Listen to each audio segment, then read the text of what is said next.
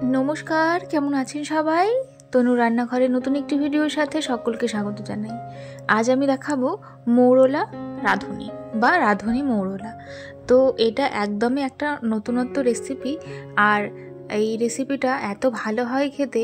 তো আমি কি নিয়েছি সেটা প্রথমে দেখে নিই।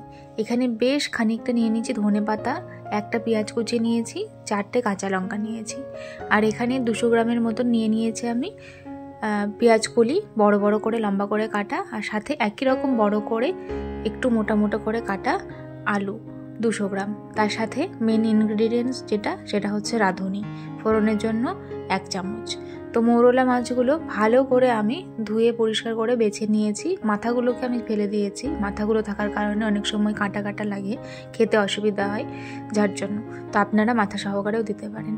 তো এবারে নুন হলুদ আর লঙ্কা গুঁড়ো দিয়ে ভালো করে মৌরলা মাছটাকে কিন্তু আমাদের মেখে নিতে হবে।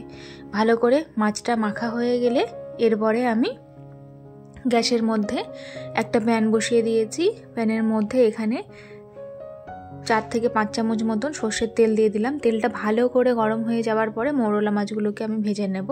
পুরোটাই আমি একসাথে দেব। মৌরলা মাছ এখানে রয়েছে 200 গ্রাম। তো এই সব কিছুর কোয়ান্টিটি আমি বলে দিয়েছি।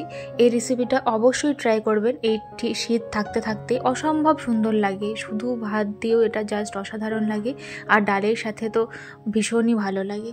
তো আপনারা ট্রাই করলে অবশ্যই জানাতে ভুলবেন না কেমন হয়েছিল। তো এবারে আমার এক পাশটা মাছটা ভাজা হয়ে গেছে খুব সুন্দর করে, আপনারা দেখতেই পাচ্ছেন। তেলটা ভালো করে গরম করবার জন্য কিন্তু খুব সুন্দরভাবে উঠে যাচ্ছে আর মাছগুলো পুরোটাই কিন্তু গোটা গোটা আছে, একটাও ভেঙে যায়নি।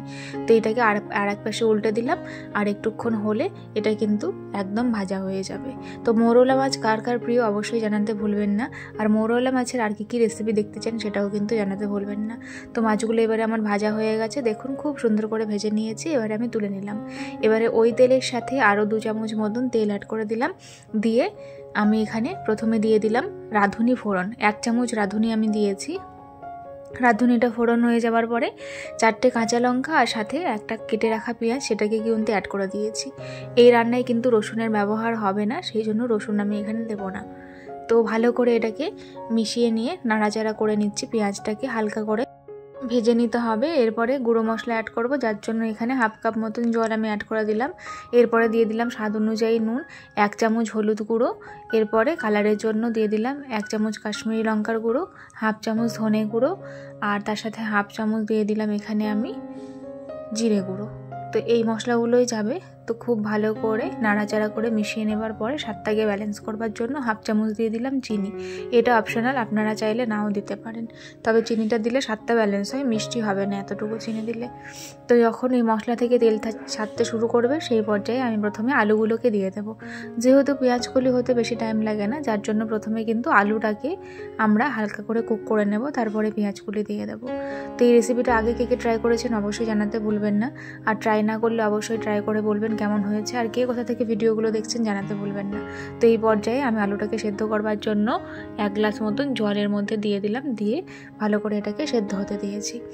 দেখুন আলুটা ভালো করে সেদ্ধ হয়ে এসেছে প্রায়। তো কালারটাও চেঞ্জ হয়ে গেছে, খুব সুন্দর একটা কালার এসেছে আর বেশ কষা কষা টাইপের একটা ভাব হয়ে গেছে, তেল ছেড়ে দিয়েছে। এই পর্যায়ে আমি দিয়ে দিলাম কেটে রাখা পেঁয়াজ কলিটাকে দিয়ে আবারও ভালো করে আমি কিছুক্ষণ রান্না করব।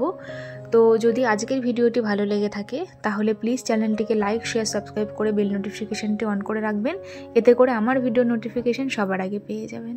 আর ভিডিওটি কেমন লাগলো অবশ্যই কিন্তু মতামত জানাতে ভুলবেন না। তো দেখুন এটাকেও আমি খুব ভালো করে মিশিয়ে নিচ্ছি। পেঁয়াজ কলিটাকে একটু সেদ্ধ হতে দেব আর আলুটা হালকা একটু শক্ত ছিল, যার জন্য কিন্তু পেঁয়াজ কলির সাথেও সেটাকে আরও ভালো করে কিন্তু কুক করে নিতে হবে।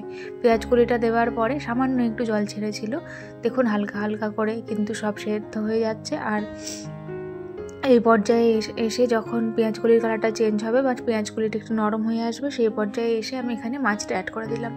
মাছটা দেওয়ার পরে খুব ভালো করে নাড়াচাড়া করে কিন্তু মিশিয়ে নিচ্ছি। মাছটা যেহেতু ভালো করে ভাজা রয়েছে যার জন্য মাছটা কিন্তু ভাঙবে না, গোটা গোটাই থাকবে। আর মৌরলা মাছ নিয়ে আসলে অবশ্যই কিন্তু এই রেসিপিটা ট্রাই করবেন আর কেমন হয়েছিল জানাতে ভুলবেন না। তো এবারে নামানোর আগে আমি এখানে দিয়ে দিলাম কেটে রাখা ধনে পাতাটা দেওয়ার জন্য কিন্তু অসম্ভব সুন্দর লাগে। মাঝে আমি সামান্য একটু জল এর মধ্যে অ্যাড করেছিলাম, সেটা আমি ক্লিপ নিতে ভুলে গেছি, ক্ষমা করবেন। তো এইভাবেই কিন্তু করে নিতে হবে, তাহলে আমাদের রেডি হয়ে যাবে রাঁধুনি মৌরলা। তো কেমন লাগলো অবশ্যই কিন্তু জানাতে ভুলবেন না। এটা আমার একদম রেডি হয়ে গেছে। আমি এবারে গ্যাসের ফ্লেমটাকে বন্ধ করে দিয়ে সার্ভ করে নিয়েছি একটা বোলের মধ্যে। তো আজ তবে আসি, দেখা হবে আরও একদিন নতুন একটি ভিডিওর সাথে। ততক্ষণের জন্য খুব ভালো থাকবেন, সুস্থ থাকবেন, ধন্যবাদ।